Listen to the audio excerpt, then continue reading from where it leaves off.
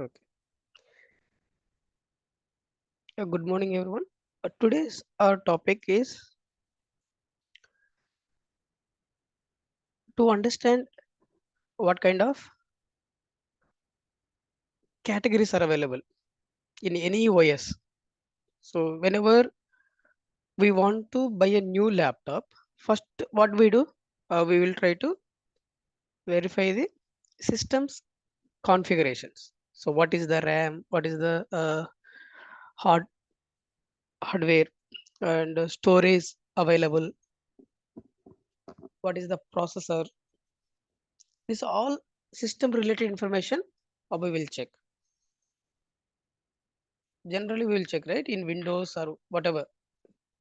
Even you can verify in in mobile also. What is the RAM? What is the storage device? And what is the Android version? Similarly, in Windows also we will verify the all system related configuration details. So how can we verify in Linux? How can we check what is the storage, what is the RAM has been installed in that particular OS, how many CPUs are running. So system related information, how can we check? Next, we will learn today how to connect to the Linux server through SSH, secure shell, and we will also try to explore some commands, how to create files and work with directories. After creating the files, how can we open the existing file or edit the existing files? So we'll try to cover these four topics today. Let's see about system information. Looks like I missed one thing here. User management. Mm, yeah, here user management. So we cover user management also.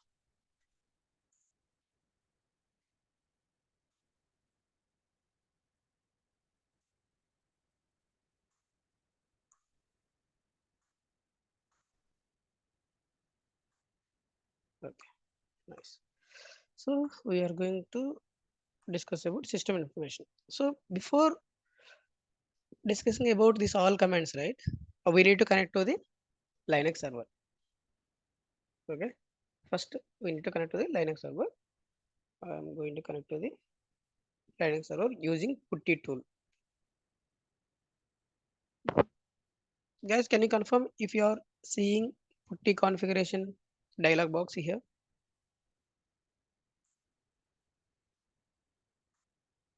No? Is it visible? Yes. Yes, Yes. sir. Okay. Uh, in this Putty configuration tool, we need to enter host name or IP address. I am giving the IP address here. This is my Linux server IP address. And I have selected the connection type SSH. This is the default connection type is selected and its port number is 22. SSH default port number is 22. So we no need to enter this port number. If I select some other any connection types, automatically this parameter gets changed. So telnet is default port number is 23. So what is the default port number for SSH? 22. Telnet 23. Remember these port numbers for telnet and SSH. This is one of the interview questions. What is default port number for SSH and telnet? 22 for SSH, 23 for telnet. Okay, we have selected the SSH protocol and open.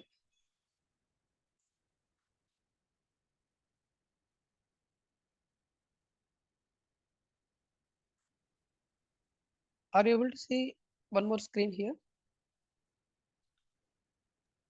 Yes. It is asking login as we need to enter username. I am entering the Ubuntu.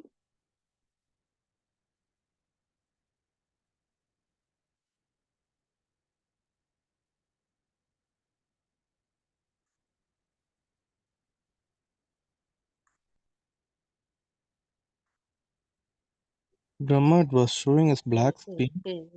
Sharing. Can you see now? So I Yeah. just entered Yeah. login Mm. as Ubuntu. This is username and password. I am entering here. Yes. Now we have connected to the Ubuntu Linux server. Let me change the preferences. Go to change settings. Here appearance. Change. Increase the font size. Apply. Yeah.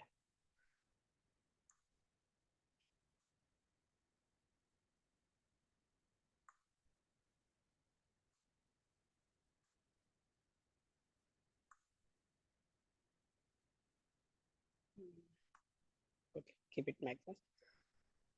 I hope it is clear for you. Yes. All fonts. Now I just connected as normal user. Okay.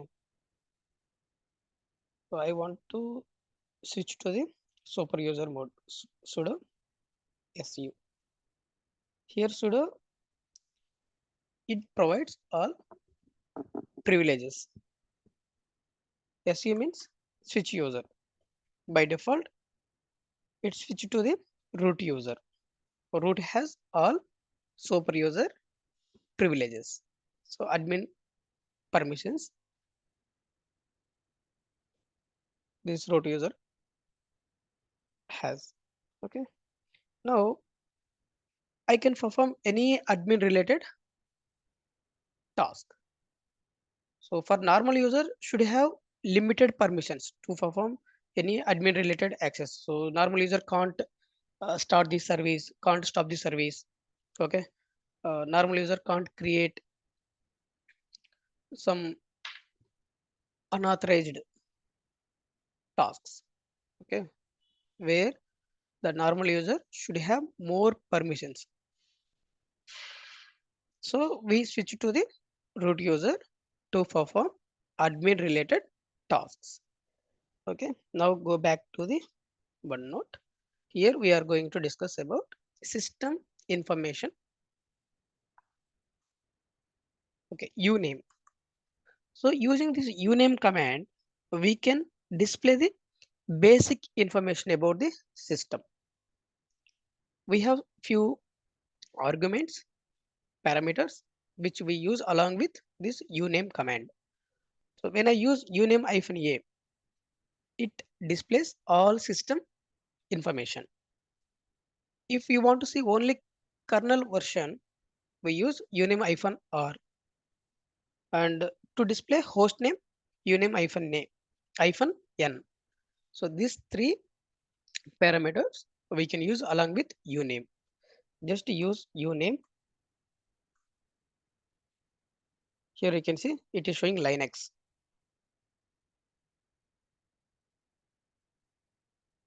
Uname -a. It shows all information. Uname -a. All system information. You want to see kernel level information only. Uname -r. Uname -r. Kernel level information. Uname -n. Here you can see host name. Simply we can use host name command also to display the system host name. Uname -a, uname -n or uname -r. Use host name, simply host name also to display the system's host name. Next, hostname CTL. It shows system hostname, OS, kernel details. So whatever details we have displayed using this commands, right? Same result we can get it using this command. Here you can see more details, static host name, icon name. Um, Here you can see version also. Operating system Ubuntu 24.04.2. This is the version. How can we find the distribution information?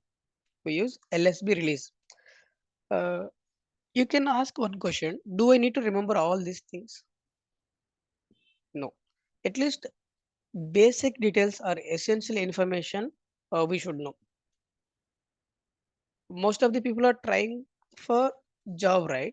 I mean, you need to attend the interviews to get a job. Work related, just assume you have joined in the company, you are taking training on Linux operating system. You don't need to remember. You can make a note and refer whenever it is required. You can refer the note and use it. Use the command. So we don't remember all commands, but at least we need to remember the purpose. So what kind of situation, what command we are going to use. You can Google it and get it the command. But we are going to face the interviews. So what kind of questions they are going to ask, we don't know. At least we have to put some more efforts to remember these commands. Okay, this is important. Wherever important command is there, I will emphasize it. Highlight that command. You can make a note it. Okay, don't get confused. These are all basic informations. So all of the commands are useful. Okay, so simply they will ask you, how can you find out host name? How can you find the version? How can you find out your system last uptime? These are the basic things we are going to discuss. Everyone should remember it. So after clearing your interview, after getting the job, you can forget and utilize your ChatGPT or Google, whatever. But while practicing the things, preparing for interview, don't depend on ChatGPT or Google. Okay. How we are using Windows operating system? Similarly, we are going to use Linux also. It will be more useful for you. LSB underscore release. There are many options, right? If you don't remember to find out the system's latest version, you can simply use hostname CTL. This command also gives the system information. What is the latest version we are using? What is the OS? Okay, what is the distribution detail? All information we can get it from the host name CTL. You can remember one thing. This one also we can remember. I am going to explore whatever available commands. That is your choice. Which one you can remember? So all commands are going to give similar information. We need to think. Okay, same information.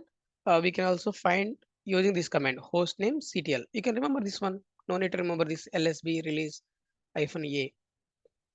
This information we can find here. Why I need to remember this?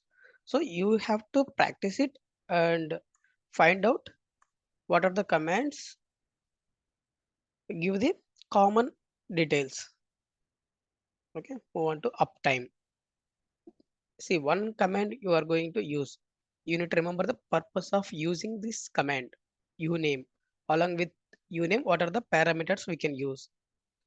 So if I use uname -a, what it returns? It returns the all system information. That's it. This only one is fine. Hyphen or hyphen n, you can forget. At least we should know uname -a to display the all system information. Next, host name CTL. It returns the host name, OS, kernel details. underscore release. It displays Linux distribution details. So for the parameters, you can see -a, -d. Mostly we use lsb underscore release -a. This was interview question. Somebody asked me, how can you find out Linux or Ubuntu latest version? So what is the version you are using? How can you find out? By using lsb underscore release.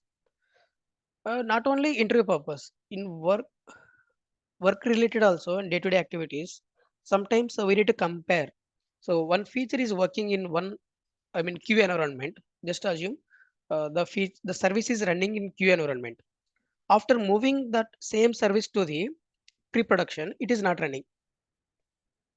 What is the OS for both environments? Linux OS only. Ubuntu version, Ubuntu distribution we are using in QA and pre-production. In QA, the service is running successfully without any issues. But when we try to restart the service or start the service in a pre-production environment, it is not getting started. First thing what we do check, we need to check the version.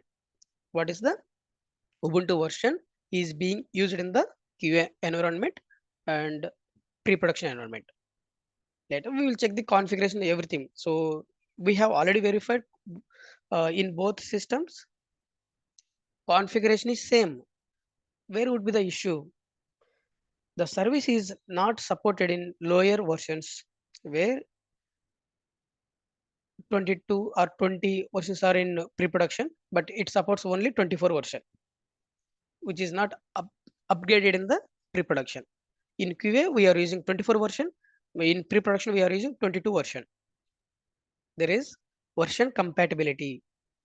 How can we check the version, Ubuntu version? By using this command, lsb underscore release -a. Okay, move on to uptime. It shows how long the system has been running, how many users logged into the system, what is the load average.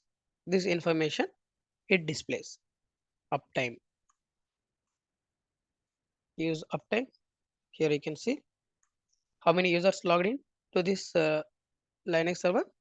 3 users. Load average. Uptime here you can see.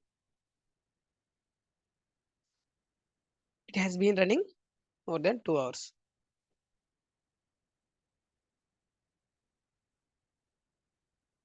Okay. So this is also important command. Mostly what scenarios we use uptime. Okay.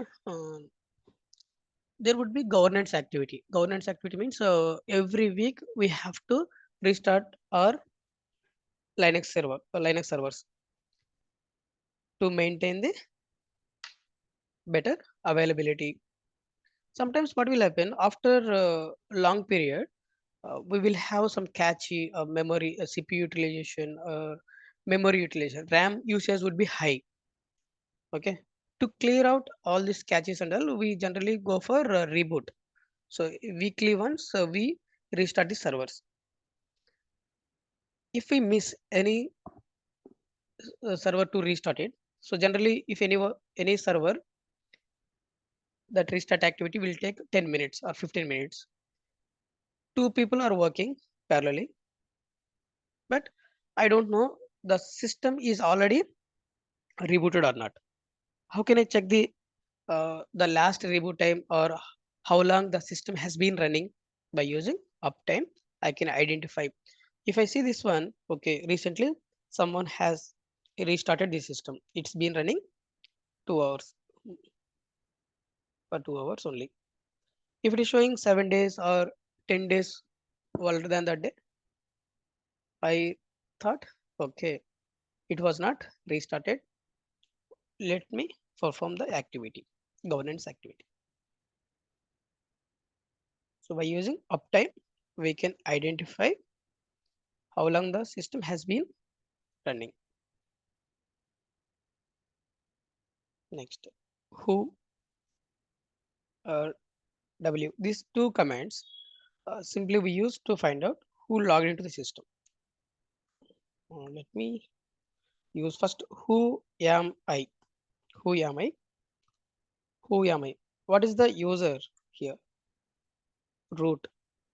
Here you can see right, root user. Who am I? Next, who? How many users currently logged into the system? Here it displays user details. W. Here you can see active users.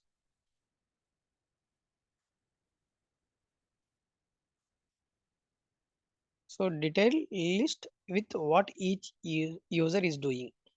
W command, it displays more information what the user is doing. Okay, and top top command. By using top command, we can display the running processors and we can find the CPU utilization and memory utilization. Okay, so it is like a task manager in Windows. In Windows, we can see task manager, right? Yesterday we saw that in task manager, it shows running processors and CPU, memory, disk, network utilization, all the properties we can find out in the task manager.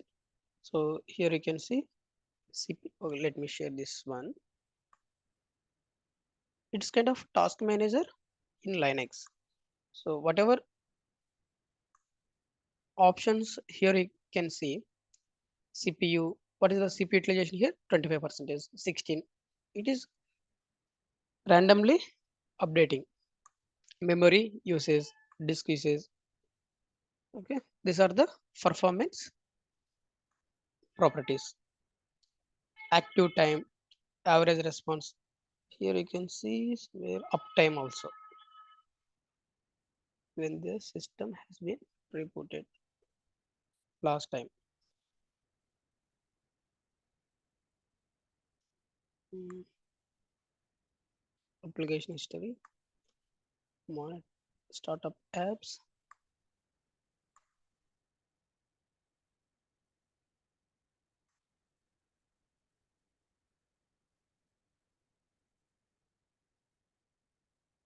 Okay, here you can see this information, right? Processors. What are the processors running in the task manager? We are displaying. Similarly, we can display the running processors and find out the current CPU memory utilization details by using top command. Here you can see top command. Here listed out the running processors and here CPU utilization. Here it is changing CPU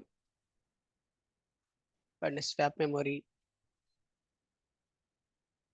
number of tasks 119 total tasks and running tasks are one is running task and 118 tasks are in sleeping mode, zero stopped, zero zombie. Okay, and we have one more command that is htop. It is more user friendly. Here you can see same details. We can sort out CPU, which processor is consuming more CPU utilization. So we can arrange it ascending order, descending order based on the CPU usage. And commands also we can sort out. So this option is available in htop command.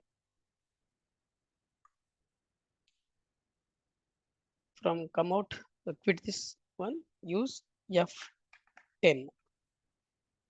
You can quit from this htop command. Here control C. If I use top command, you don't have to come out from this top command. Simply use control C. You will quit from this top command. I give here control plus C, fit, to fit from the top command, or htop. For htop, what we use? F10. It will show you there. Next, move on to free command.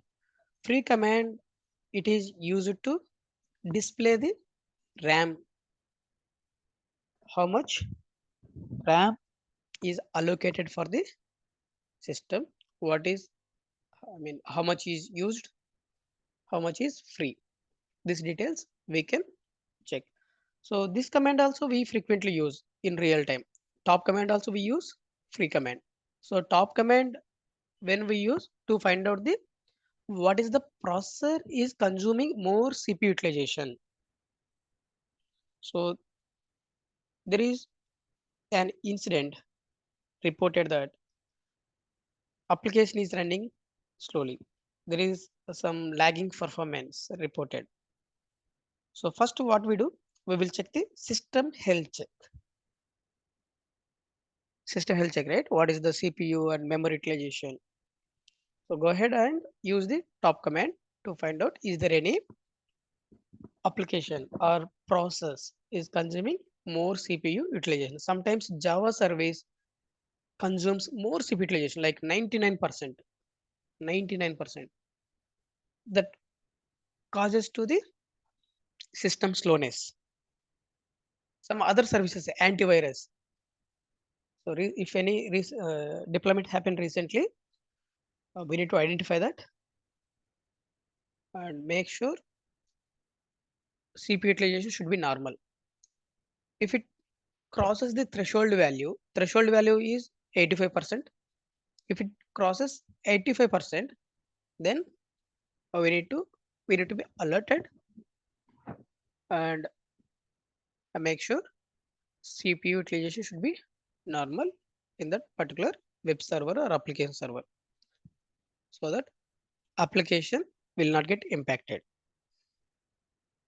Okay, use free command. So along with free command, we have few parameters we can use. Simply use free. It shows in bytes, kilobytes exactly. Here you can see we don't understand. So what is a total memory is allocated to the system? Simply use free -h. H means human readable format. It returns in the GBs. Free sorry, hyphen G. Okay. There is no GB. So it is showing MBs only now because it is 957 MB. Allocated memory is less than GB. That's the reason. Here you can see in MBs, kilobytes. Buffer cache 464 memory and available 615. When we use this command, here you can see total RAM is 1 GB, used 900 GB, sorry, 900 MB. Total 1 GB, 900 MB is used, free is 100 MB. So that time also we can see system performance related issues. We need to clear up the cache. Here you can see buffer cache. Release the RAM. By using free command, we can find out the memory uses details. And df command, disk free. Here you can simply see the disk free details. Df-h. H means human readable format. What is the total storage? 6.8 GB, used one, available. And there is one more advantage here by using df command. We can see mounted devices also. In Windows, Here you can see one network tab, network option, network, right? Here we can we can map the network drives, shared drives we can map to the Windows server, Windows system. Similarly, here in Linux also we can map the network drive paths by using mount. So those mounted device also we can display by using df command. Okay, that is kind of a network device, network path. Df command displays the disk free disk usage details. Okay, du command, disk usage. So du command only for to display the directory size, but df entire system size or whatever devices are already available, displays disk usage for all entire system. But here it displays the specific directory size. Now I'm going to use this command du hyphen h var log. It displays log directory size 25 MB. Okay. Next, CPU information. This is one of the interview questions. How can you find out how many CPUs are running in your Linux server? LS CPU. Here you can see how many CPUs are added to this CPU family. 6. Where is one more CPUs? Here you can see one LS CPU. Here you can see CPUs. One CPU is added to this server. Next, lsblk block devices. Use this command lsblk block devices UID blk id. These are all optional. Okay, I can remember later. Next, move on to CPU details, memory details. Use this command. We already learned what is cat. Cat command we use for viewing the file content. So we can open the file content, read the file content by using cat command. So if I want to display the CPU information, here I can use this command cat. I'm going to open the CPU info file, which is available in proc folder.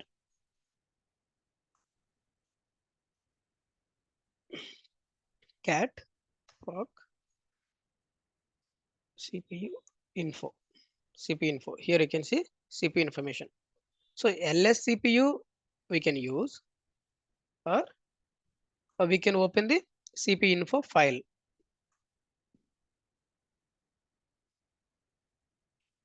CPU cores 1. Here you can see CPU information. ls CPU or read the CPU info file, which is available in the proc directory. Here, if you want to display memory details, use this command. I have skipped this too. Okay, you can practice. See, here you can see memory information.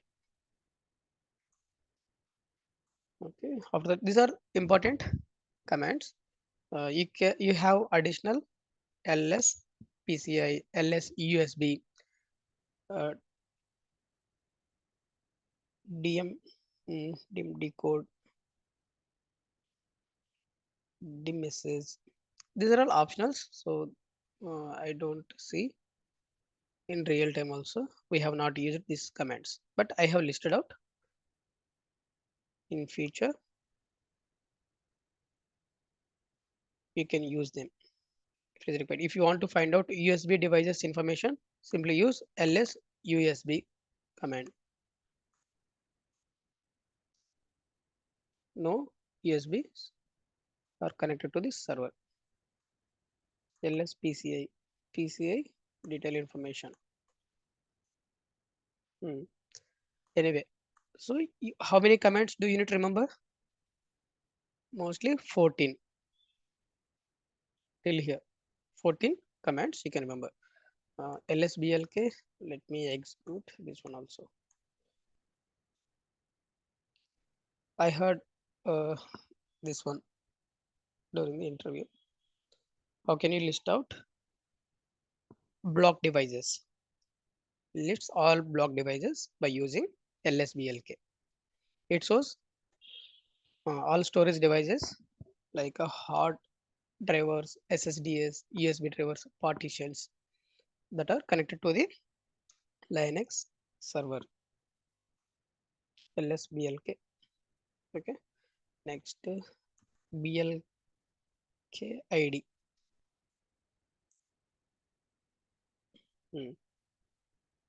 It is showing block device UUID. Anyway, up to 14 commands you can practice and remember. So 15, 16, 17, 18. These are all optional. You can practice or ignore. That is your choice. Okay. But I have provided all commands, whatever we use to find out the system information. Clear? Okay. Next, move on to user management. So coming to here, right? Guys, can you try to access Linux server? Whoever has installed putty tool, just open the putty tool and enter IP address, whatever I will share with you now.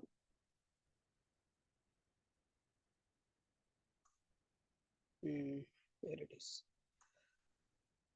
Chart window. Use this IP address.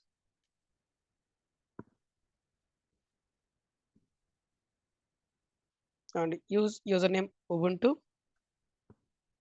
password also Ubuntu.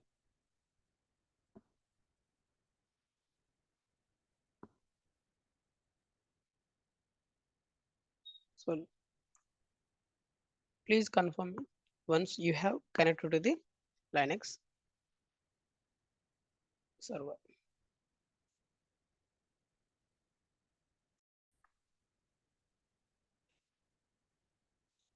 Okay.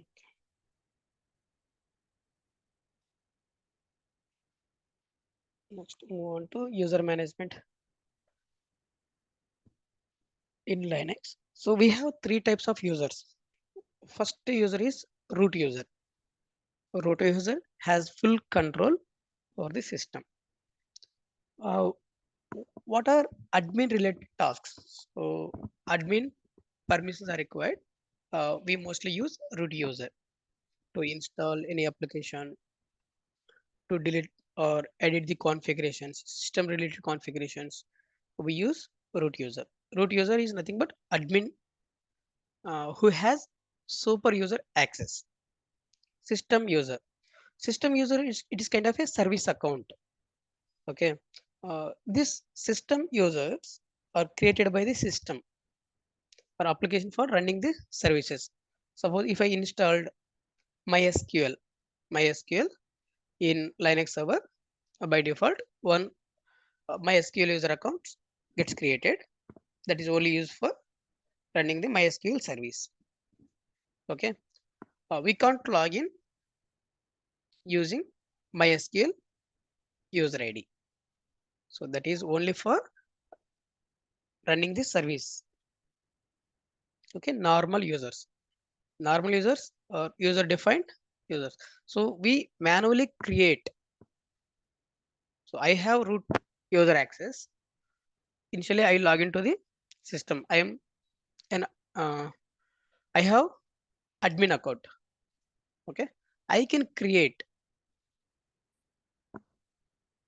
user account for other users. So those are all normal users. Normal users will have limited permissions.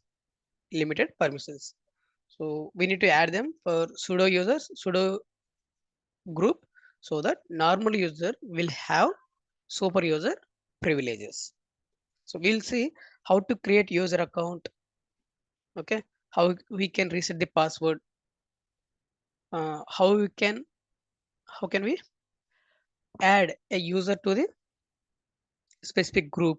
How can we remove user from the group? These are all details we'll see now.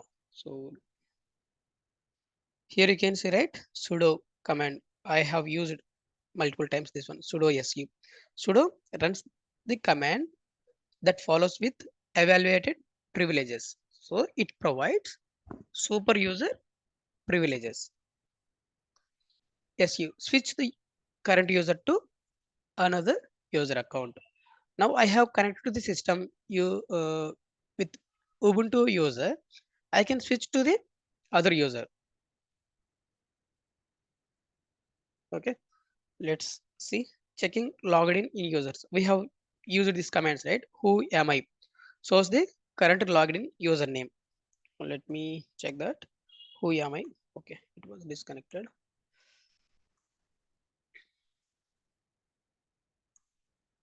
Let me connect to the Linux server.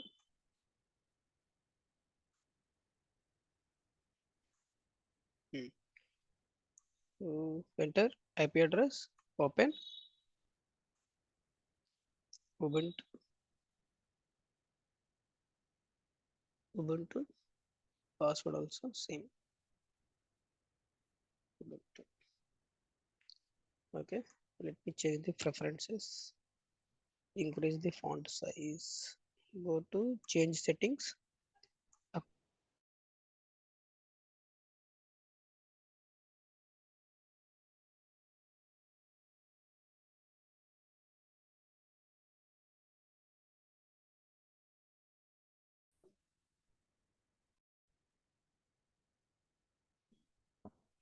Okay.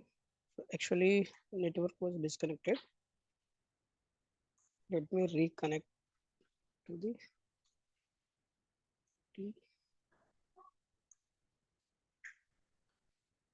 again. I need to share screen, right?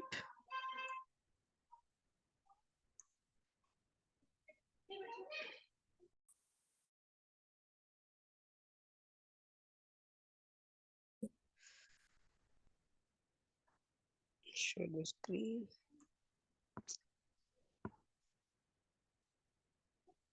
Can you see this putty window? Yes.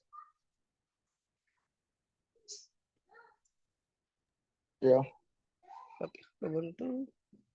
Ubuntu. Yes, I have connected to the Linux server now.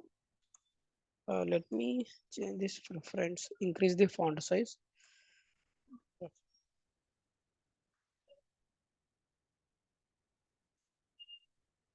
Change settings. Go to appearance.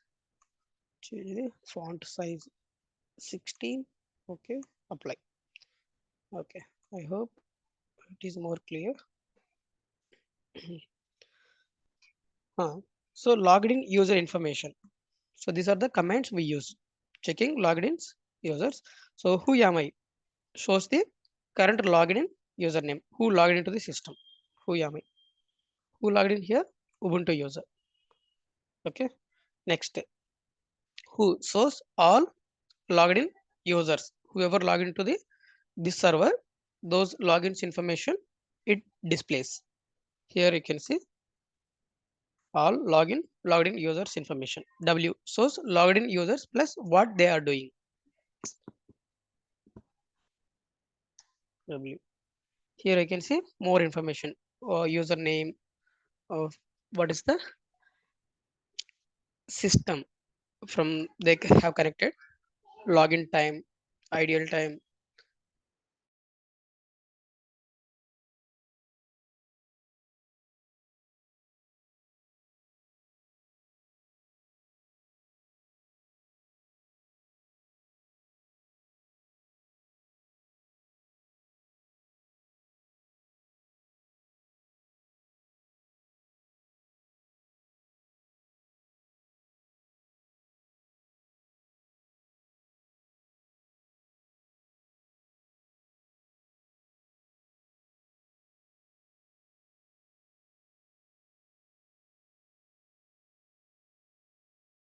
and CPU usage for each user, what they are doing.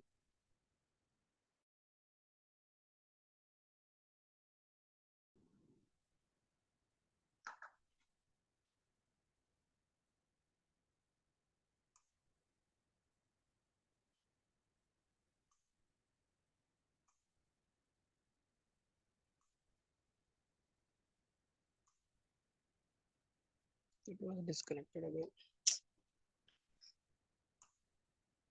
Share the screen. Sorry guys, network is not stable.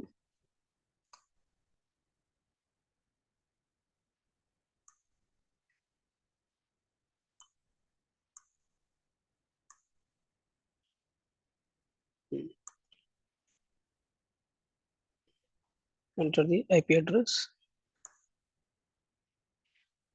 15206.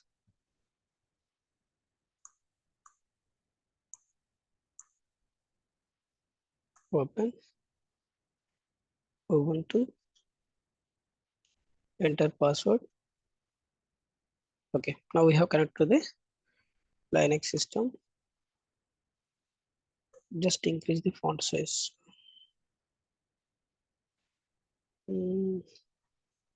Change settings, appearance. Let me change to 14. Apply. Okay. We have seen, right, who am I, who, W, and ID. I want to find out the Ubuntu user ID.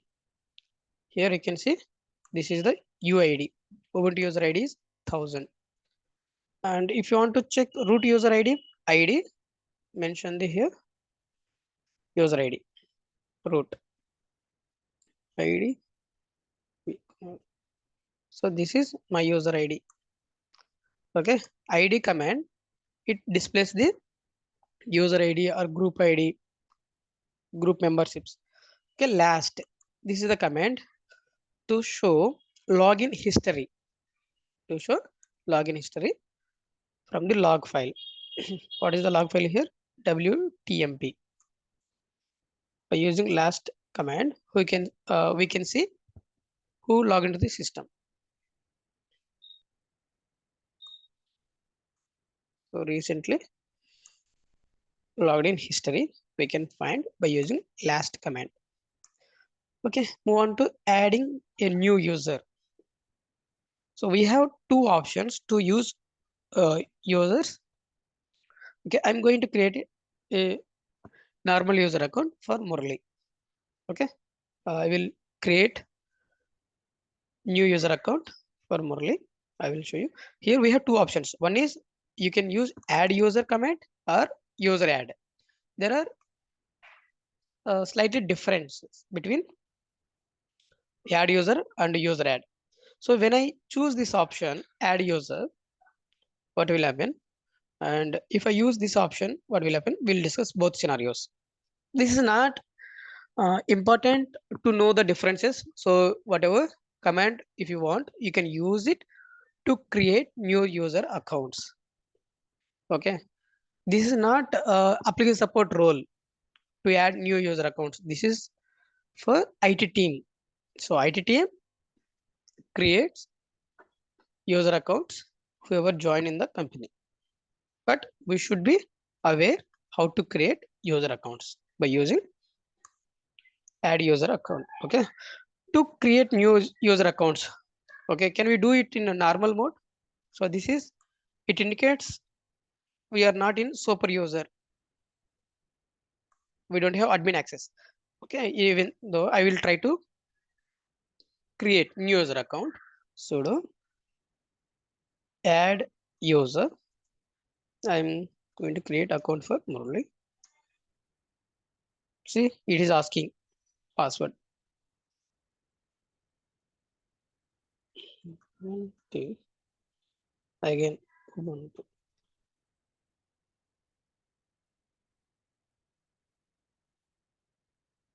Mahendra, I am not able to see your screen. Okay, let me share it.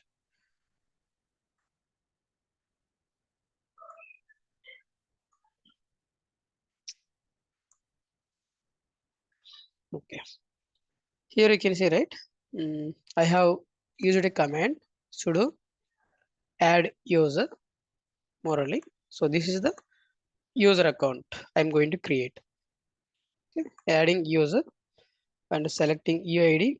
The range is from 1000 to 59,999.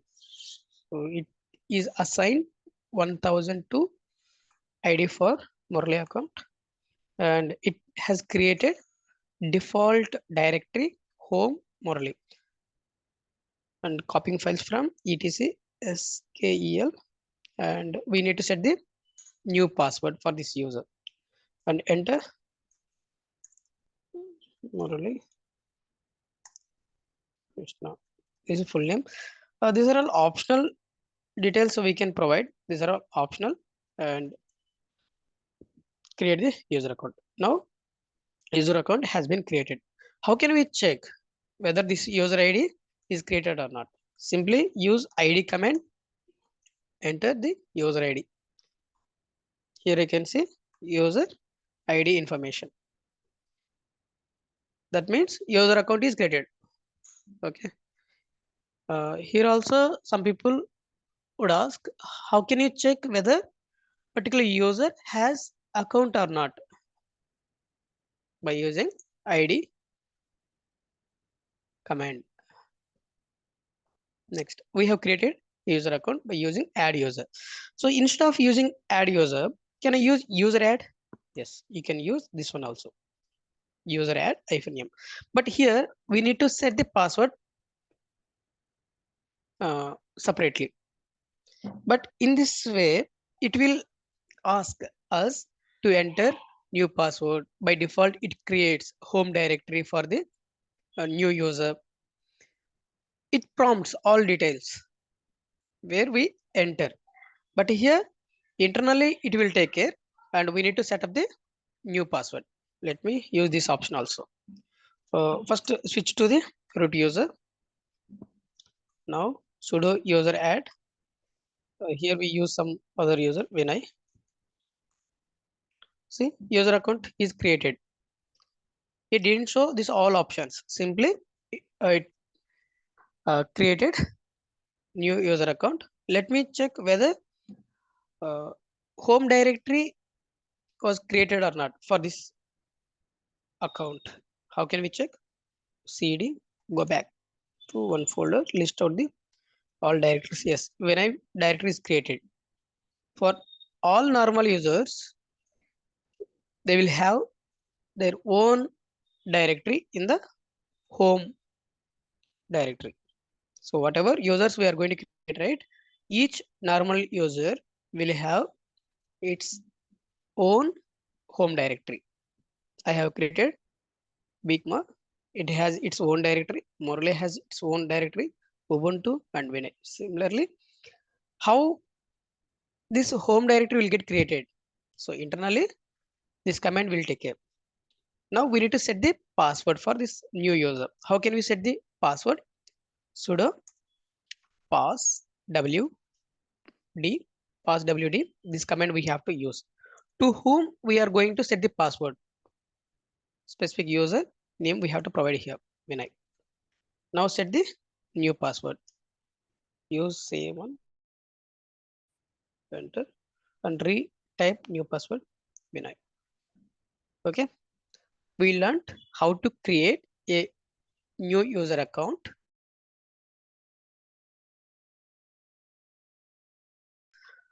Just assume I have forgot my password. How can I reset? I can't reset, right? To reset my password, I need to connect to the system. Okay. Some other user can help me. Suppose Murali has logged into the system. He is going to reset the password for me. How he can reset the password? Use the command sudo pass wd and username bkumar. Enter. He can reset password for me. Okay. Next, we know how to reset the password. Deleting user. Sudo del user. This command we need to use. It deletes the existing user account. Okay. So I want to delete home directory also for the particular users home directory. Use this command sudo del user hyphen remove hyphen home John. So we are going to delete John user along with his home directory. We need to be careful before deleting any user's account. Okay, move on to user management. Similarly, how we have used a command, right? Add user or user add. We have one more command, add group. By using this command, we can create new groups. Groups allow setting permissions for multiple users at once. For example, in application support team, there are 10 members in application support. Okay, 10 members should have similar access. We can't go ahead and provide or set the permissions for each and every user manually. 10 times we have to set the permissions for 10 users. Instead of that, we can create a group, support group, and we provide whatever necessary permissions are required to the support group, and we map 10 users to the support group. Okay, we no need to provide individual permissions to the users. We can add all users to the support group. So whatever support group has permissions or privileges, all privileges will be provided to the respective user. Okay, how can we add or create new group in Linux? By using add group command. If you don't want that group, you can delete it by using del group command. Okay, how can we add users to the group? Here we have a command, user mode sudo user mode hyphen az. Here we should use az means append to the group without removing existing users. So we are going to append the new user. So group name we need to provide and username. Okay. By seeing this commands, you can easily understand what is the purpose of or how to add a new user to the group, existing group. Okay, we can delete or remove the user from a group. So this is the command we use sudo gp gpasswd hyphen d and username, mention the group name. Okay, here I want to find out whoever are available in my system, all users information I want to list out. How can I list out? By using cat command. Cat, open this file, passwd file. This is available in the etc directory, cat etc passwd. It shows all users information. Okay, if you want to list out all groups information, use this command, cat etc group. It displays all groups information. Okay, here I have listed out few use cases. Check existing user, check existing users and add a new user and set password, create a group and add user to it, show group memberships. How can we display a particular user has support group access or not, or how many group members that user has? Simply use group command, group user id. It displays the group memberships for the particular user. Group user id. So I want to list out more or less group memberships. Simply use command group and we can display the group membership and remove group or user. Del sudo del user username, or if you want to delete group, sudo del group name. Here we have user it del group to delete the group. Okay. Practically, so time is up already. Okay, guys. So we can do one thing. So tomorrow, please connect through laptop, and you can access the Linux system. We perform all commands together. Okay. I will share this details to you. If you have already installed Linux system in your laptop, you can practice this all user user management commands and system information commands. I will share with you. Okay. We don't have much time. That's the reason I have simply shown here. Do you have any confusion or doubts? You can let me know.